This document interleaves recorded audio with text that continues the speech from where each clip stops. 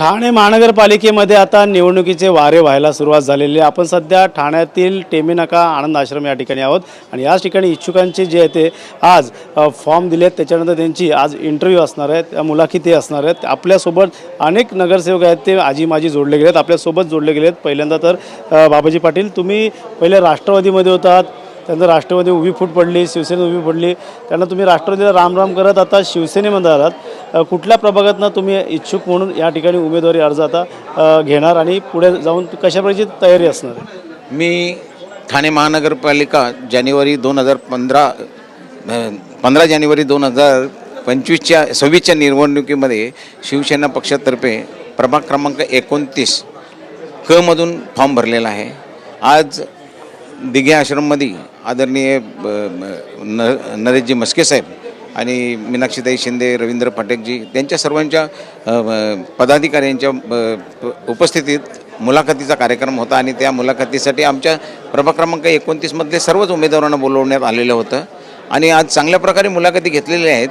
आपण आताच बोलले का तुम्ही मागच्या वेळी राष्ट्रवादी काँग्रेस पार्टीमध्ये होते, आता तुम्ही शिवसेनेत आले। त्याचं कारण एकच आहे की पूर्वीपासून मी शिवसेनेतच काम करत होतो, परंतु 2017ला काही इंटरनल कारणास्तव मला तिकीट दिलं नव्हतं, परंतु आशीर्वाद साहेबांचं होतं आणि आज पण साहेबांचं आहे।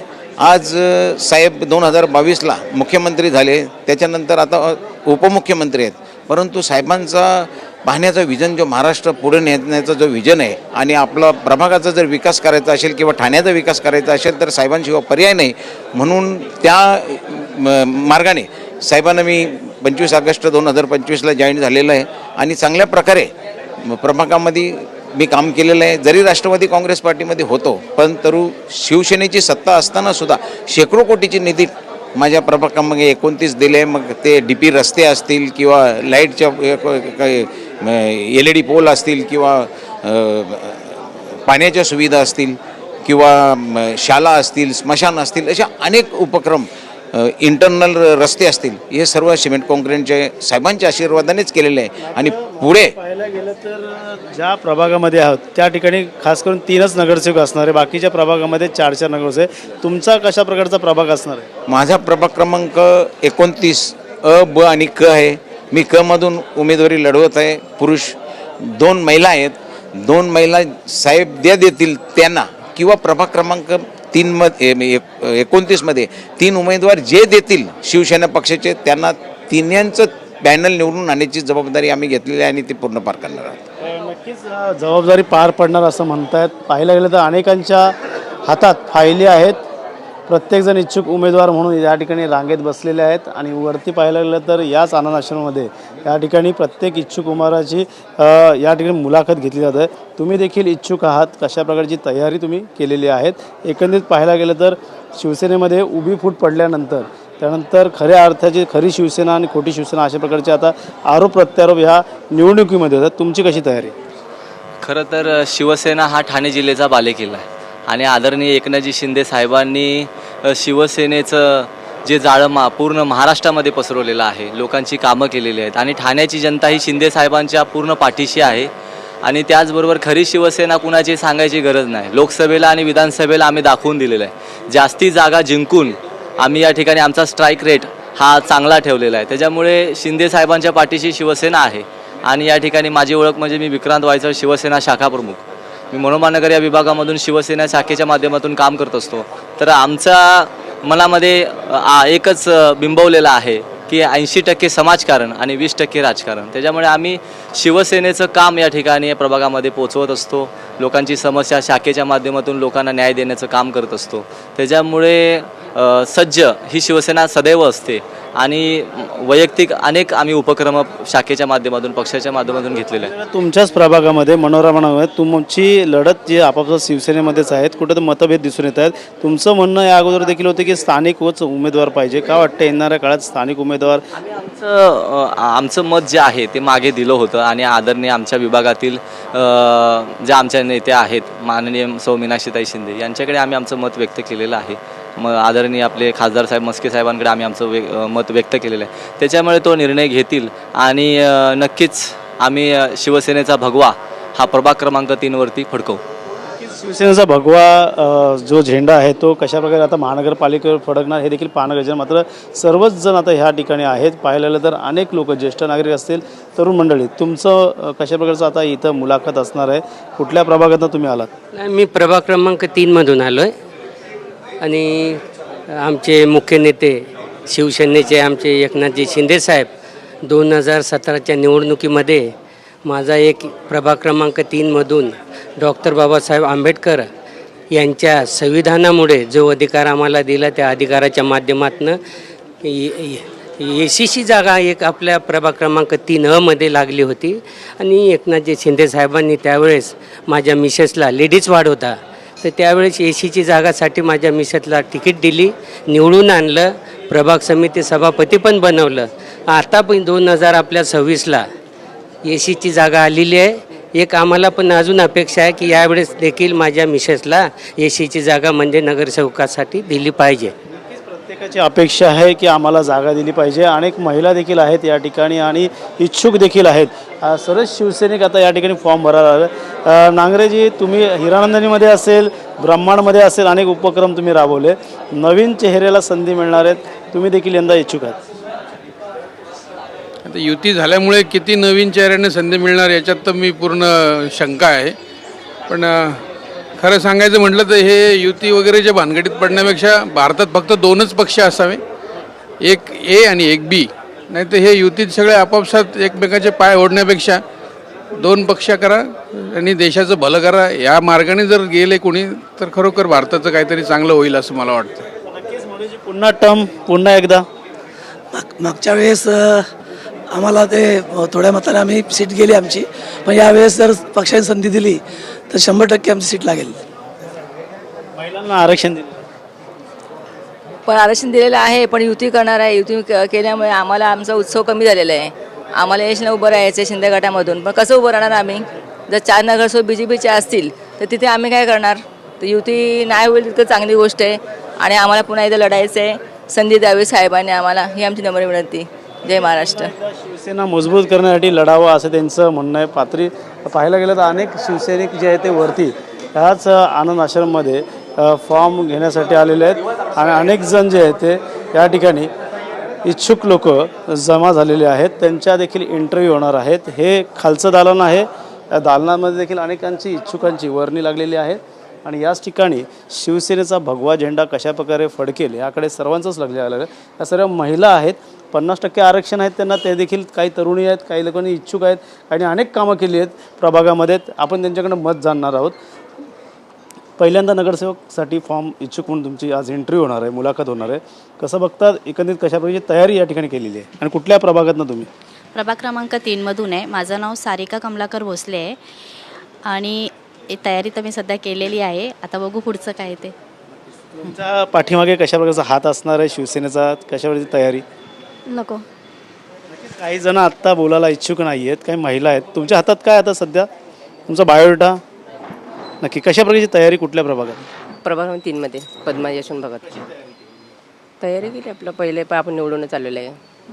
युती व्हावी तुम्हाला वाटतं? जशा पद्धतीने युती व्हावी म्हणजे वरिष्ठांचं म्हणणं आहे. खालच्या पातळीकडे म्हणतात की युती नको, स्वबळाची लढाई. बघू आता साहेब ते ठरवतील ते आपले शिंदे साहेब. पाहिलं तर युतीचा नारा काहींनी दिलेला आहे तर काहींनी आता या ठिकाणी. तुम्ही देखील इच्छुक? कुठल्या प्रभागातून इच्छुक आहात तुम्ही? ब्रह्मांड डोंगरीपाडा पातलीपाडा प्रभाग क्रमांक 2. काय बदल हवा त्यासाठी तुम्ही आता इच्छुक म्हणून या ठिकाणी नगरसेवकसाठी लढवणार? साहेब, बदल असा आहे की स्थानिक जे प्रतिनिधी गेले 13 वर्ष या आमच्या प्रभागामध्ये काम करत आहेत, परंतु समाजकारण म्हणून जे काम करायला हवं ते न करता राजकारणच करून फक्त काम चालू आहे. त्यामुळे समाजामधला एखादा व्यक्ती या प्रभागामध्ये निवडून येईल अशी आमची इच्छा आहे. म्हणून हा भाग आम्ही भरलेला आहे. त्या भागात कोण पक्ष आहे जो प्रबळ दावा करतोय?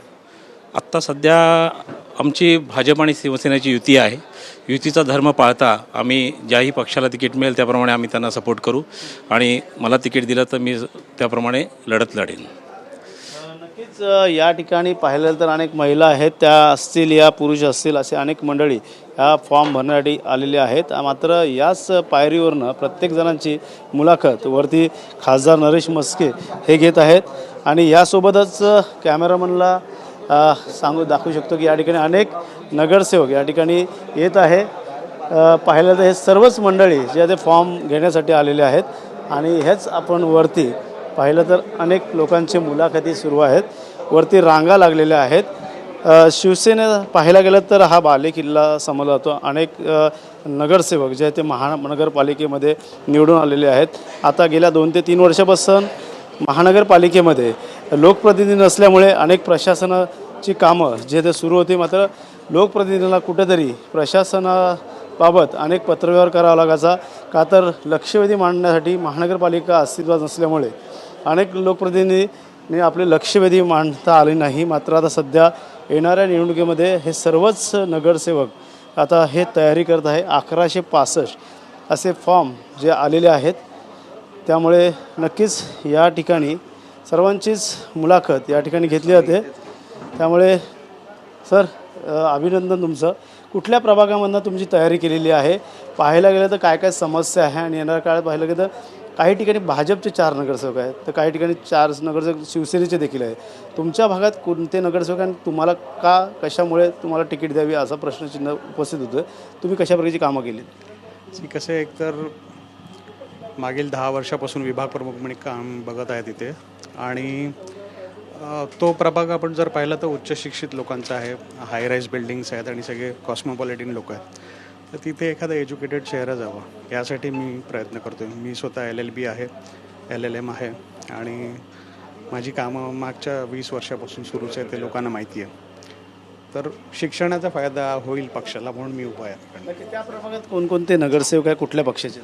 त्या प्रभागात शिवसेनेचे 3 आहेत. आता एक उबाठामध्ये गेले नरेश मणेरजी असे. तिरंगी लढत दिसून येणार? तिरंगी नाही होणार, तिथे 1 to 1च लढत होणार, तिरंगी नाही. नक्कीच या ठिकाणी पाहिलं गेलं तर अनेक जण इच्छुक उमेदवार आहेत. कुठल्या प्रभागातून आलेले आहेत आणि काय कामकाज तुम्ही आतापर्यंत केलेलं आहे? आणि लोकप्रतिनिधी नसल्यामुळे अनेक लक्षवेधी मांडता येत नाही नगरसेवकांना, त्यामुळे येणाऱ्या काळात ठाणे महानगरपालिकेमध्ये भगवा फडकणा युतीचा असं बोललं तर काय वाटतं, तुम्ही कशा प्रकारची कामं करेल? जरूर. सर्वप्रथम माझं नाव फिरदोष कोतवाल. मी पारशी समाजातून हे टेंबी नाक्याच्या ह्या आनंद आश्रमात माझा बालपण गेलेलं आहे आणि ते आपलं धर्मवीर दिघेसाहेब आश्रम आहे. माझं असं म्हणणं आहे की 2 पॉईंट्स आहेत जे कारणाने मी तिकीट मागतो. एक म्हणजे पारसी समाज आमची मायक्रो मायनॉरिटी आहे. आनंद आश्रम जे आहे ते आमचं 450 हा तुमचा माझा प्रभाग क्रमांक 1 घोडबंदर ओवला, पण जन्म इकडे झाला ह्या टेंबी नाक्यात. तर ह्याचा मायक्रो मायनॉरिटी आम्ही एक मागतोय. आणि दुसरं काम म्हणजे माझा अहवाल आहे समोर. गेले 1 वर्षात आम्ही बरीच कामं केली. आदिवासी खेड्यापाड्यात आजसुद्धा 25 ते 40 वर्ष झाले त्यांच्याकडे स्मशानभूमी नव्हती. बरेच लोक नारळ फोडून गेले, आम्ही बांधून दिलेलं आहे. त्यांच्याकडे पाण्याचा प्रॉब्लेम आहे, फॉरेस्ट म्हणून नाकारतायत. सूरज वॉटर पार्क अर्धा फॉरेस्टमध्ये ते चालतं आहे, पण त्यांना पाणी देत नाही आहे. 40 लिटर पाणीसुद्धा येत नाही. तर तसे प्रश्न आम्ही सॉल्व केलेले आहेत, म्हणून मी मागतोय. That's all. समस्या घेऊन आता काही जण या रिंगणात उतरलेले आहेत. या ठिकाणी आता दुसरी टर्म असणारे तरुणांमधले ओळेकर देखील आहेत नगरसेवक. तुमची कशा प्रकारची तयारी झालेली आहे? गेल्या अनेक वर्ष रखडलेले महापालिकेमध्ये लक्षवेधी मांडता येत नव्हती, त्यामुळे प्रशासनावरती वचक असावी यासाठी लोकप्रतिनिधी असणं गरजेचं आहे. मात्र काय वाटतं, येणाऱ्या काळात महानगरपालिका क्षेत्रामध्ये कशा प्रकारची कामं करणं गरजेचं आहे आणि येणाऱ्या काळात युती धर्म कशा प्रकारे पाळला जाईल? खरं तर आम्ही 2017मध्ये ज्या अर्थी निवडून आलो तेव्हापासून आम्ही शिवसेना म्हणूनच लोकांच्या समोर गेलो आणि गेल्या 9 वर्षामध्ये खरं आमचा कॉन्ट्रॅक्ट होता 5 वर्षाचा, पण आम्ही 9 वर्षाची कामं केली. प्रशासन असत्या देखतही जेव्हा मुख्यमंत्री शिंदेसाहेब होते तेव्हा ज्या प्रकारचा निधी आमच्या प्रभागात आणला, तर रस्ते असतील, उद्यानं असतील, शाळा असतील, विविध वैद्यकीय मदत उपक्रम असतील, अशा विविध योजना ज्या आहेत त्या आम्ही प्रभागात केल्या आहे आणि त्याच्याच आशेवर आम्ही या आजच्या आनंद आश्रमच्या इंटरव्ह्यूसाठी आम्ही इथे आलेलो आहोत. मोठ्या प्रमाणात दिसून येतोय. जी बिलकुल, धन्यवाद. या ठिकाणी पाहू शकतो आतमध्ये जी आहे ती बैठक जी आहे ते सुरू आहे, त्यामुळे नक्कीच या इंटरव्ह्यूमध्ये प्रत्येक मुलाखतीमध्ये प्रत्येकाला वेगवेगळे प्रश्न विचारले जातात. काय कामं केली, कामाची पोचपावती कशी आहे, त्यामुळे अनेक फाईल्स घेऊन जे ते या ठिकाणी आलेत. महिला आहात, इंटरव्ह्यूसाठी आलात, कुठल्या प्रभागातनं? क मधून. प्रभाग क्रमांक 1. हां बाय. तयारी कशी केली? चालू आहे बस. मुलं आहेत. तुमची आता इंटरव्ह्यू झाली, आता तुमची इंटरव्ह्यू झाली आतमध्ये कुठल्या प्रभागातनं झाली?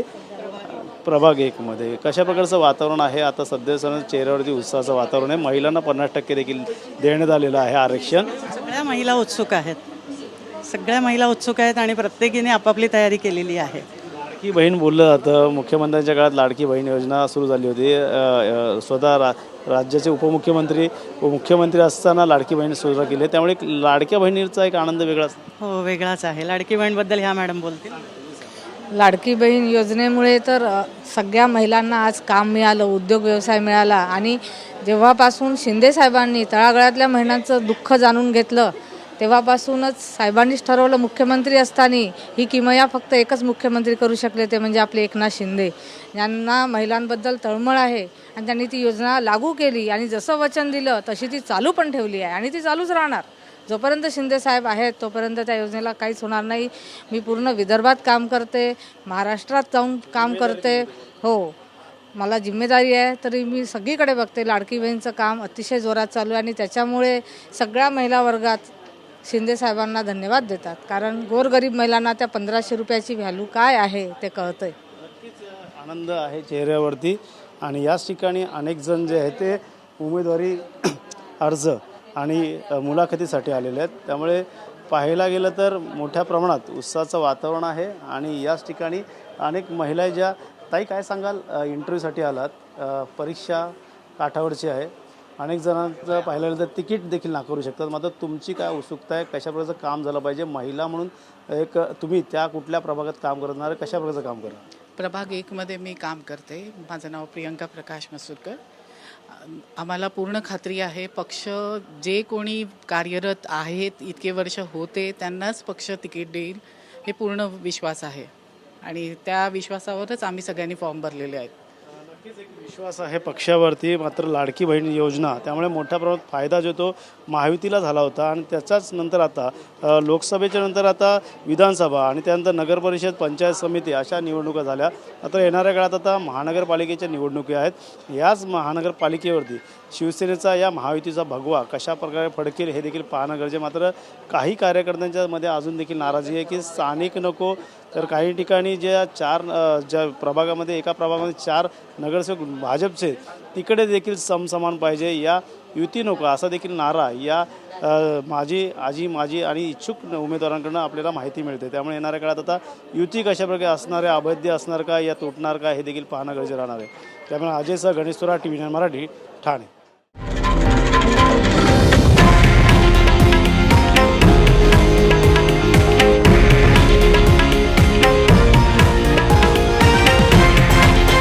हे आहे देशातील नंबर 1 न्यूज नेटवर्क आणि आपण पाहत आहात TV9 मराठी, एकमेव.